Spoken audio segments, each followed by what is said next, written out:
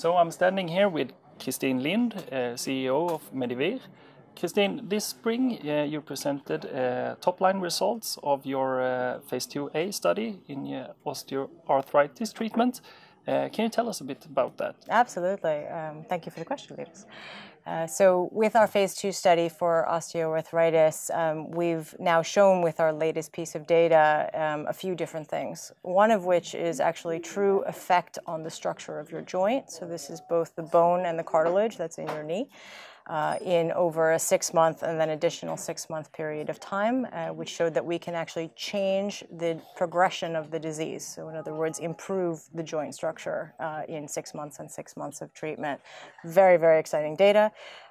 First time in the world, actually, that anyone has been able to show an effect, especially with just the first 6 months of treatment on both bone and cartilage. So we're very excited about that data, quite groundbreaking.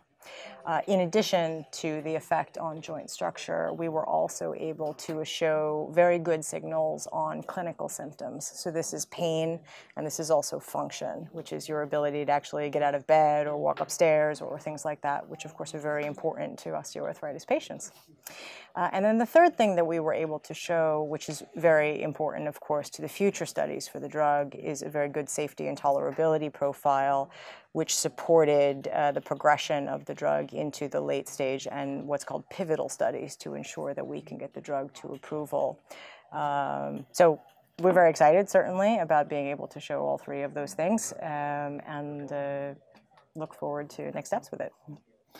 I understand that these results are very good, and have these results have any effect on your negotiating power towards potential partners and such? Yeah, great question. Of course, I said next steps with the program, and as you pointed out, next steps is partnering for the program.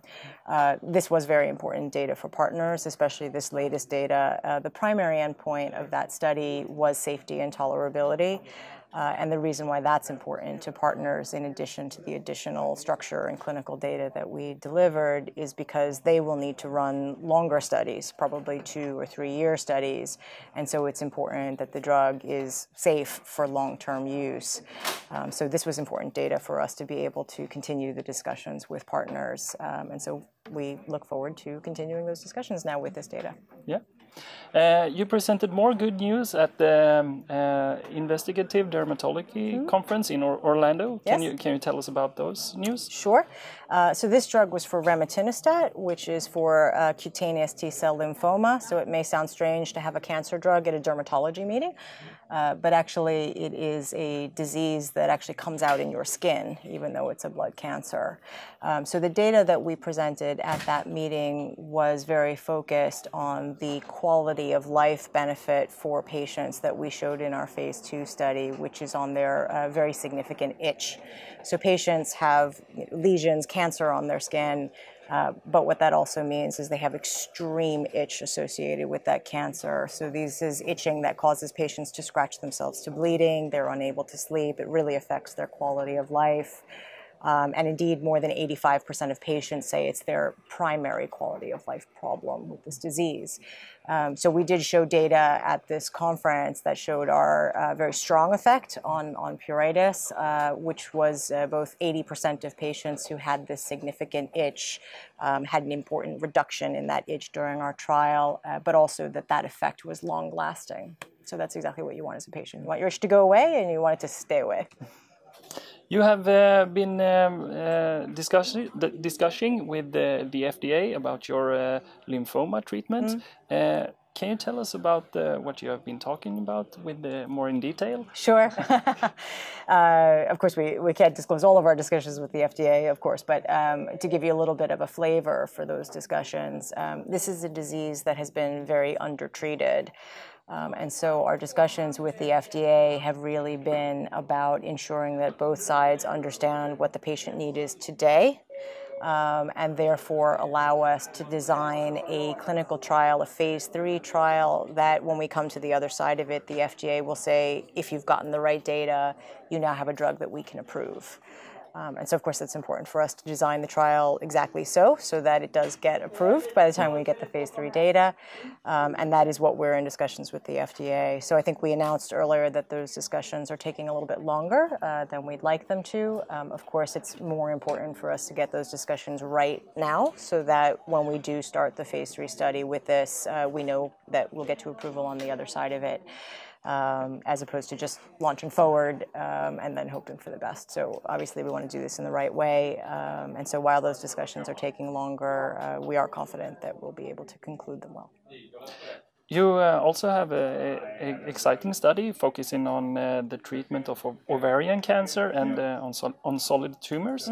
Can you tell us a little bit about that and where you're at, the status of those projects?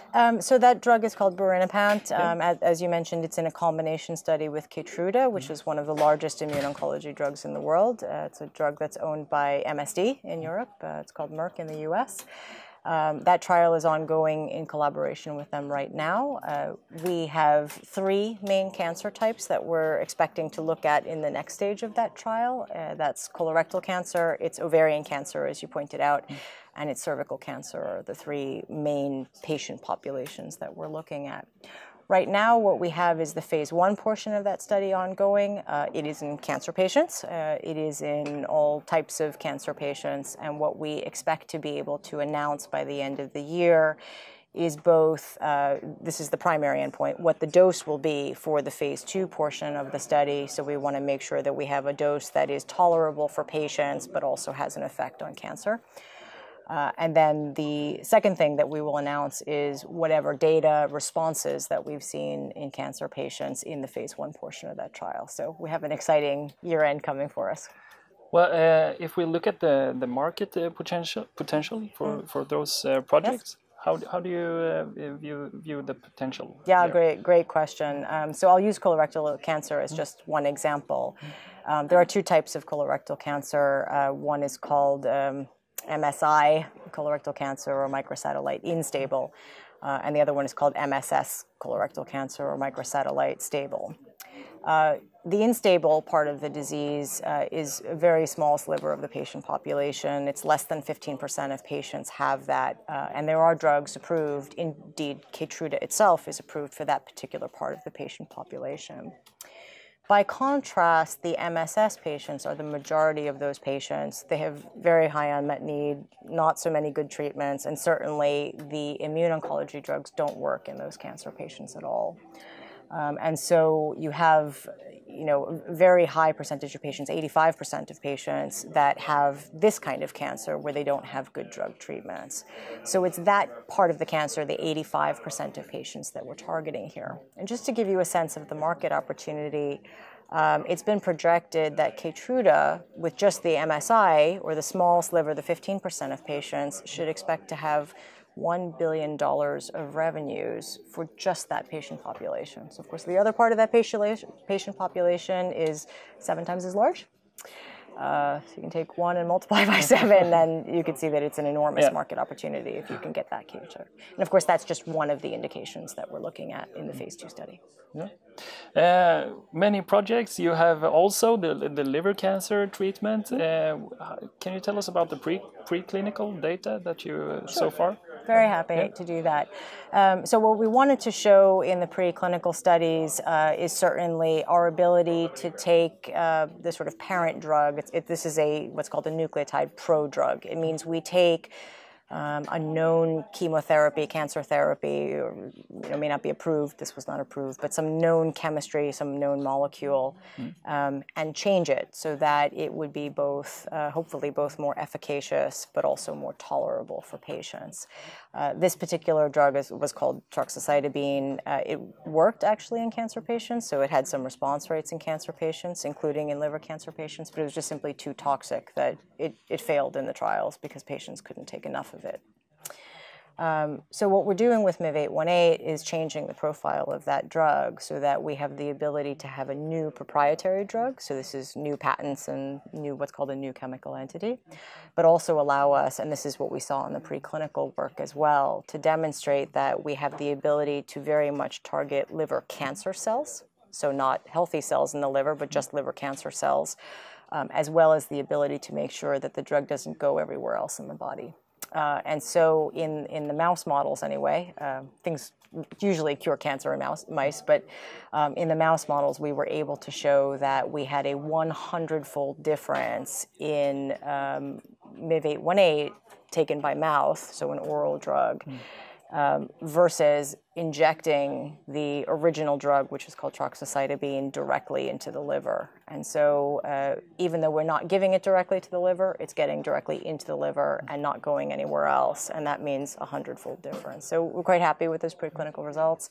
And it's those results that enable us to move 818 forward into the clinic.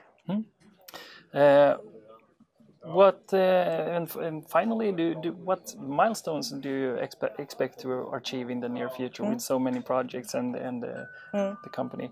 Yeah, well, as you pointed out, that is the beauty of the portfolio. Is certainly a high level of milestones data that we expect for the rest of the year.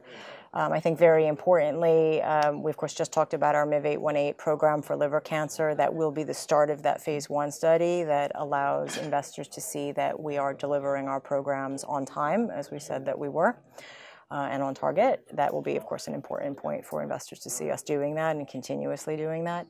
The second drug in our pipeline that we're looking forward to delivering news on or important milestone on is the birinapant drug in combination with Keytruda, and that will be the later this year phase 1 data, which is both the dose for phase 2 as well as whatever responses that we've seen in patients to date. So that will be, of course, a very important marker of efficacy, but also safety for birinapant, two important things to be able to show in the patient population.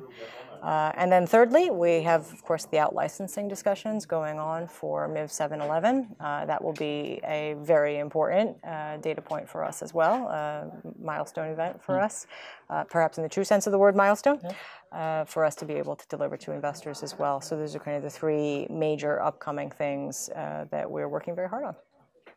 Thank you. Thank you, Christine. Thank you.